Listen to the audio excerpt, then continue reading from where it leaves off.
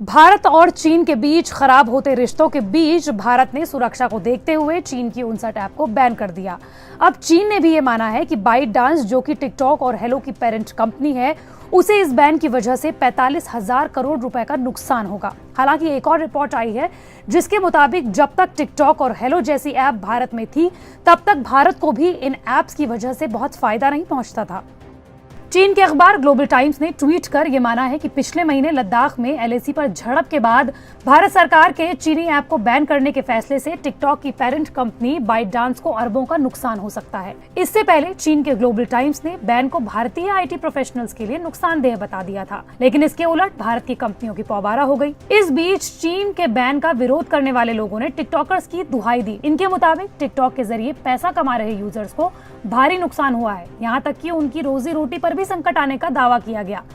लेकिन अंग्रेजी अखबार इकोनॉमिक टाइम्स के मुताबिक टिकटॉक और बाइट डांस को भले ही बैन से पहले भारत में बम्पर फायदा मिल रहा हो, लेकिन दुनिया में सबसे ज्यादा डाउनलोड्स और यूजर होने के बाद भी इस प्लेटफॉर्म पर कंटेंट क्रिएटर्स को यूट्यूब और इंस्टाग्राम के कंटेंट क्रिएटर के मुकाबले बहुत कम पैसे मिलते थे।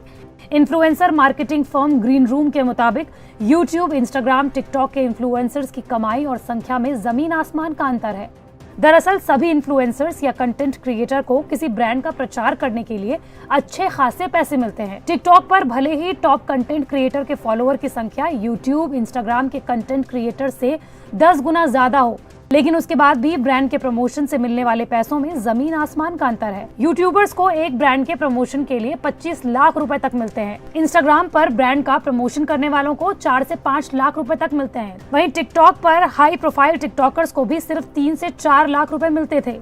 वहीं यूट्यूब और इंस्टाग्राम पर हजारों कंटेंट क्रिएटर हैं जिनको ब्रांड प्रमोशन के लाखों मिलते हैं, लेकिन टिकटॉक पर ज्यादा से ज्यादा 100 कंटेंट क्रिएटर हैं। हालांकि इसकी वजह ये भी है कि यूट्यूब और इंस्टाग्राम को भारत में काम करते हुए 5 साल से ज्यादा हो गए हैं और टिकटॉक केवल 1 साल से ही एक्टिवली काम कर रहा है। इसके साथ ही टिकटॉकर्स पर यूट्यूब और इंस्टाग्राम से 10 गुना ज्यादा व्यू लाने का भी दबाव रहा है। यूट्यूबर को एक महीने में ब्रांड प्रमोशंस के लिए 50 से 60 लाख व्यू लाने होते हैं। इंस्टाग्राम के यूजर को 60 से 70 लाख, तो वहीं टिकटॉकर को 1 करोड़ से ज्यादा व्यू लाने का दबाव रहा है। यही वजह है कि टिकटॉक के बैन होने के बाद यही इन्फ्लुएंसर्स दूसरे प्लेटफॉर्म पर काम तलाश रहे हैं। हालांकि अगर वो अपनी जगह बना लेते हैं तो उनको टिकटॉक से ज्यादा ही